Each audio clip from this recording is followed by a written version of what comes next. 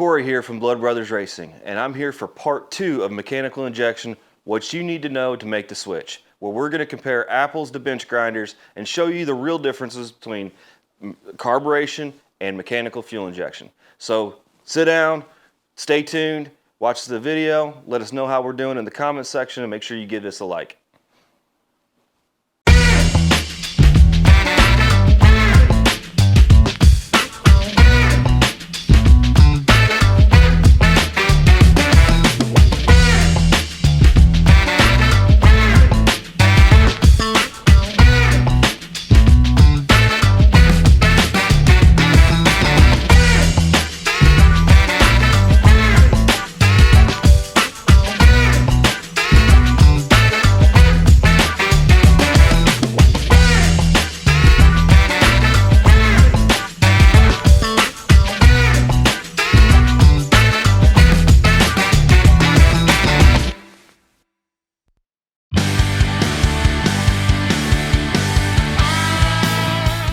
So what we're going to do now is we're going to look over my system, how it's set up, and then lastly we're going to compare each one-to-one, apples to which fruit we're using this time? Starburst? Starburst.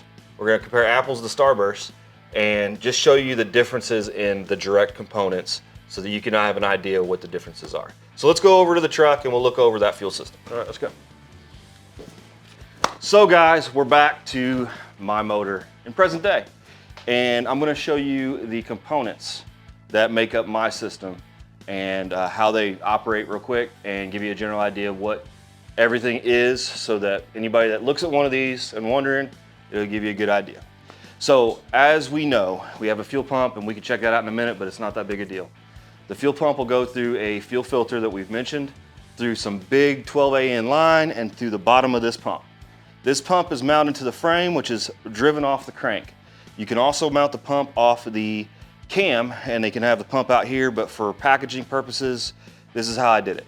And stay tuned for a video of me making this apparatus, which is more complicated than it looks, to get this mounted up. I still have to finish that one up. So as the crank turns, the pump is turning whatever ratio you decide. Most people use the 2-to-1. So the pump turns, the crank turns twice for every 1 pump of the revolution, but this can be adjusted if you need a little bit more out of the pump or a little less. That's one benefit of running a belt drive versus a crank or a cam pulley. Anyway, after the pump, which we know exactly how much fuel is coming out because of what we just talked about, you go into the shutoff valve system. This system is what you shut the motor down with and start it with. And this little lever in the back here will be tied to a pull inside of the truck, and that turns the fuel on and off to the system. After that, you have all your returns, everything else that goes back to the bottom here. And how this operates is when in the up position, all the fuel goes through this supply line to the barrel valve, and we'll get to that. In the down position, it goes to the return. And why the reason that's important is if you try to shut one of these down and you just deadhead the pump, you can tear the pump up really bad. So that's what this little shutoff system does. And this is a return fixture or a distribution block as using a return fixture. And we'll talk about the returns here in just a second. So we're going to say the fuel's coming into the pump, the motor's turning, and this fuel system is pointed up, so the fuel is going to the barrel valve. So the next thing we're going to talk about is the barrel valve. Similar to the Hilborn system, the barrel valve gets supplied with this big line here into, this is a high-speed lean out, and that's more complicated, not a big overview, but what it does is when the motor becomes less efficient at a higher RPM, it returns some extra fuel so that you can make more power. But at idle, and don't forgive me for this, I'm waiting on some more fittings. At idle, all the returns going through here, and it's set at 7 PSI. So at a minimum, the system will have 7 PSI on the jets. And then at wide open throttle, the barrel valve pushes everything up to this bypass system, which also goes through the 7 PSI. And anything that's not being returned to the tank through this line is going through the hat and the port injectors in the back of the blower. So when you go full throttle, well, even at idle, it's going through this pipe to the distribution block, and the distribution block is going through all these fittings and lines and all those little jets we just talked about through here. All right, and then there's 2 jets in the back of the blower that cool the back part of this section of the rotors. Whenever we go back to idle, then it just goes right back out the return, but at less velocity. Okay, so that's basic what I have here. This is the hat. They call it a hat, similar to the Hillborn. You know, you just have a butterfly system, and that's what allows air in. In order to start one of these base tune-up wise, I will do a video on that, but basically you set the gap of your butterflies to, I was told to put them at 6 thousandths gap, and then you set your barrel valve with a leak down test at 25%.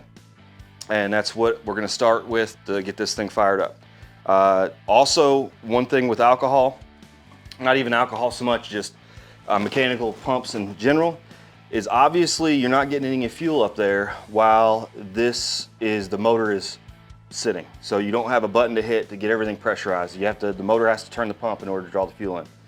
That's pretty hard sometimes to get that much fuel up there to get it fired. So I have a primer system, and that's what this line goes to right here. That goes to an electric fuel pump that just gets 5 PSI to the injectors in order to get it fired. And once it's fired, I can shut that system off, and this will just then draw the fuel from the fuel tank. All right, so let's go back to the bench, and this time we will just compare apples to apples, filters to filters, and apples to hammers this time in order to give you a good idea of what is what. Let's do that. All right, we're back at the bench, and we're gonna compare each individual piece to the other piece. We're gonna compare apples to puppies this time. All right, in this little scenario, I'm gonna have Chris hold on to his carbureted system, and I'm gonna hold on to the mechanical injection system. Let's see yours first. So, this is my pre-filter. Where is your pre-filter? Oh, my pre-filter's right here. It's a little guy. It's a little guy, but you know, sometimes it's not the size.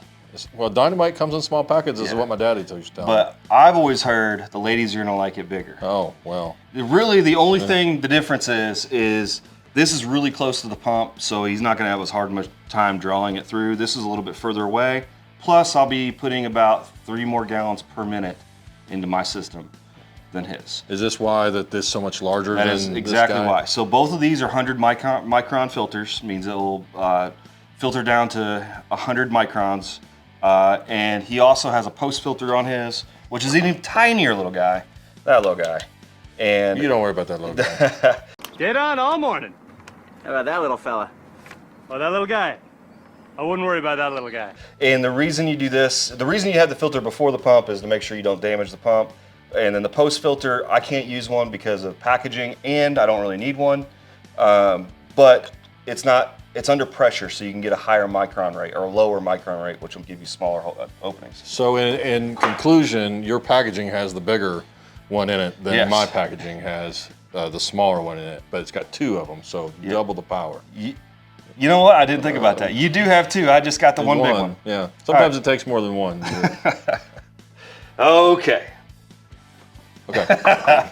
Next thing we're going to talk about is the pumps. So Chris will be running this pump, and it is a Quick Fuel 230, which we talked about. That's 230 gallons per minute, or per hour, I should say. And then my pump's on the truck, so I'll hold this other one up.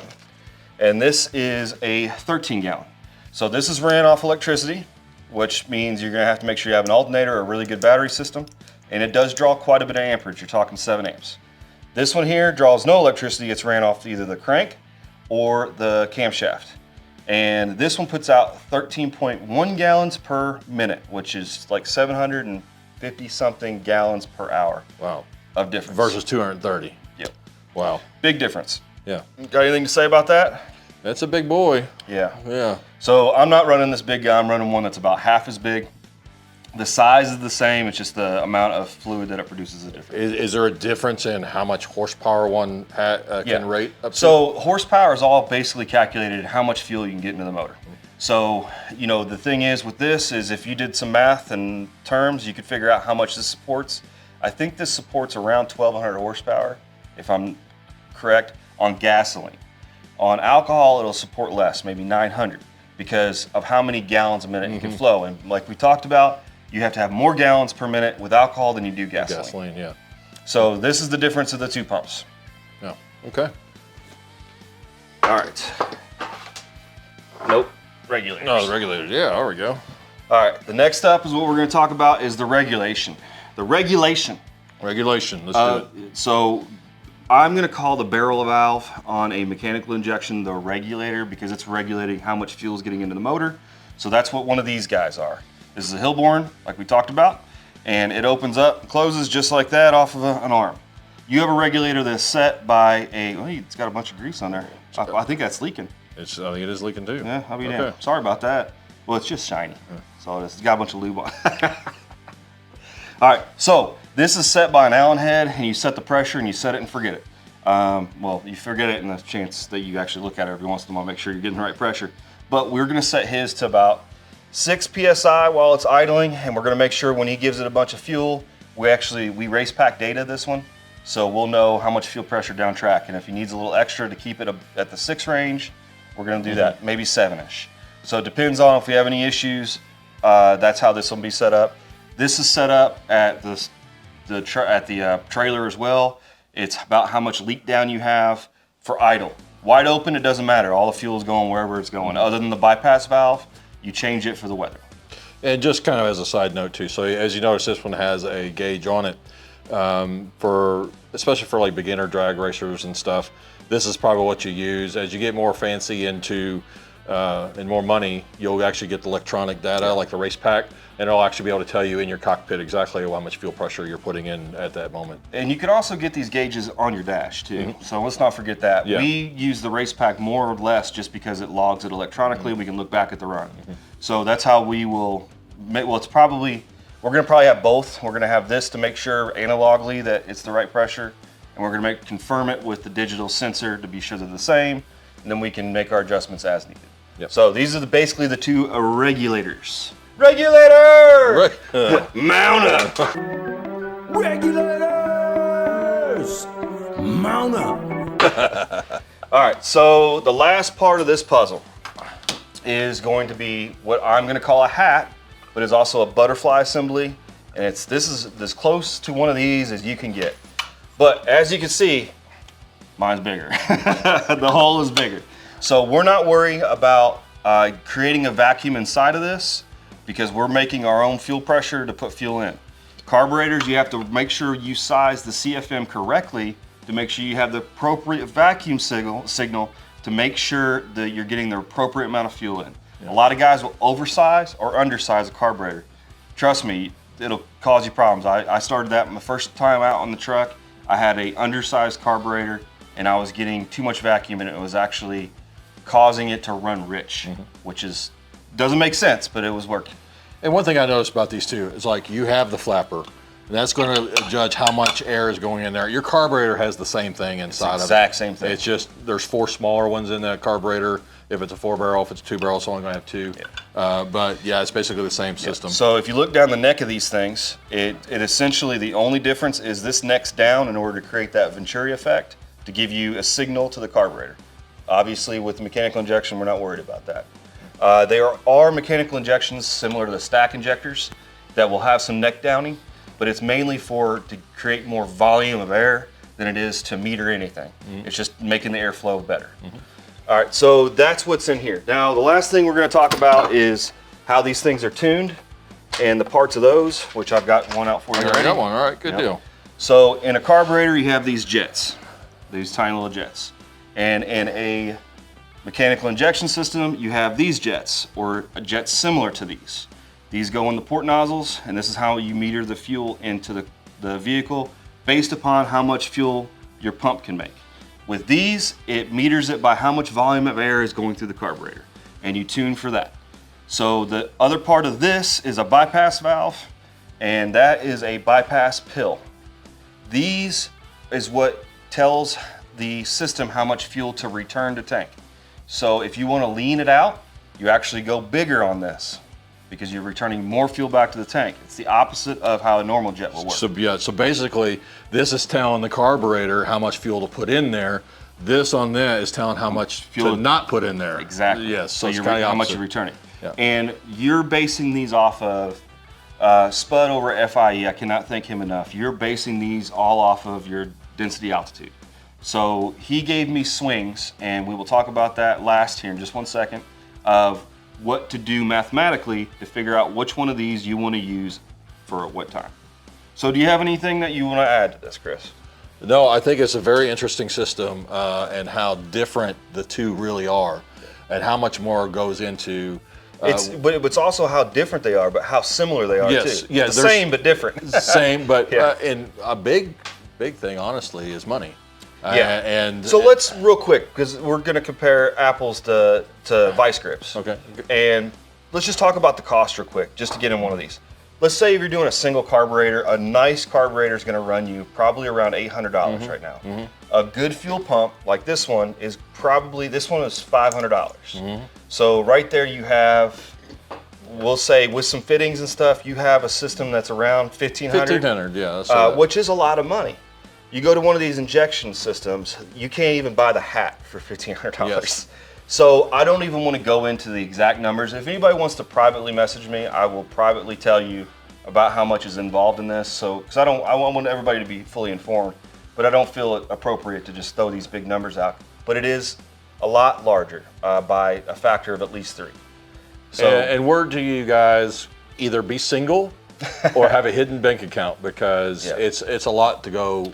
Racing in general is a lot of money, but when you decide to go to that next level, and you see all these top fuel dragsters and stuff, how much money they got invested in theirs. For just us backyard racers, I mean, it's in the thousands and thousands. So this system opens up the ability to go way far in the horsepower range. And once you have all this stuff purchased, providing no catastrophic failures, you can just continue to upgrade and make them faster. But not to say you can't do the same thing with the carburetor, but the carburetor, you got to replace the entire thing. Whereas this, I just replace these jets and I can get it out of it, you know?